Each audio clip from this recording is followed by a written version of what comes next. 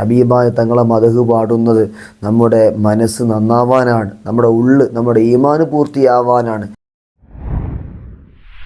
അസ്സലാമു വറഹ്മത്തുള്ളാഹി. പ്രിയപ്പെട്ട സഹോദരങ്ങളെ, ഈ വീഡിയോ എൻ്റെ മനസ്സിൽ തോന്നിയ ഒരു അഭിപ്രായം നിങ്ങളുമായി ഷെയർ ചെയ്യാനാണ്. ഹബീബായ റസൂലുള്ളാഹി സ്വല്ലല്ലാഹു അലൈഹി വസല്ലമ തങ്ങളുടെ മദ്ഹ് ഗാനം അത് കേൾക്കണ സമയത്ത് മനസ്സിനക്ക് വല്ലാത്തൊരു കുളിർമയാണ്. എന്നാൽ പണ്ടൊക്കെ ആ മദ്ഹ് ഗാനം നമ്മൾ കേൾക്കണ സമയത്ത്, അതല്ലെങ്കിൽ കാണുന്ന സമയത്ത് അതിൽ കാണുന്ന വിഷ്വലൊക്കെ ഹബീബായ തങ്ങളെ പച്ചകുബയും ആ വരികളും ആ ആശയം ഉൾക്കൊള്ളുന്ന രൂപത്തിലായിരുന്നു. എന്നാൽ ഇന്ന് അത് മാറി പാടുന്ന ആളുകളുടെ അവരുടെ വീഡിയോ കാണിച്ചുകൊണ്ട് അവരെ വലത് സൈഡിൽ നിന്ന്, ഇടത് സൈഡിൽ നിന്ന്, മുമ്പിൽ നിന്ന്, പാർക്കിൽ നിന്ന്, അതുപോലെ പാറമ്മ പോയിരുന്ന്, ഇങ്ങനെ പല രൂപത്തിലുള്ള അവരുടെ ഒരു വീഡിയോ മാത്രം കാണിക്കുന്ന അവസ്ഥയിലേക്ക് നമ്മുടെ മദ്ഹ് ഗാനങ്ങളൊക്കെ മാറിയിട്ടുണ്ടോ എന്നൊരു തോന്നൽ. റസൂലുള്ളാഹി തങ്ങളെ മദ്ഹ് പാടുമ്പോൾ തങ്ങൾ ആ പച്ചക്കുബയും ആ മദീന പള്ളിയൊക്കെ കാണിക്കുന്ന സമയത്ത്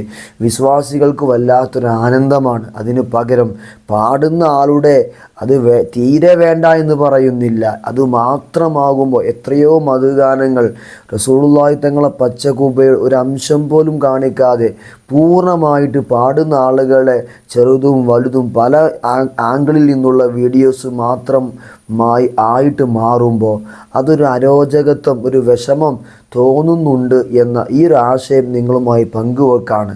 ഞാൻ ഈ പറയുന്ന കാര്യങ്ങൾ നിങ്ങൾക്കും തോന്നിയിട്ടുണ്ടെങ്കിൽ ഒന്ന് കമൻ്റായി അറിയിക്കണേ. ഇൻഷാ അല്ലാഹ് ഹബീബായ തങ്ങളെ മദ്ഹ് പാടുന്നത് നമ്മുടെ മനസ്സ് നന്നാവാനാണ്, നമ്മുടെ ഈമാന് പൂർത്തിയാവാനാണ്.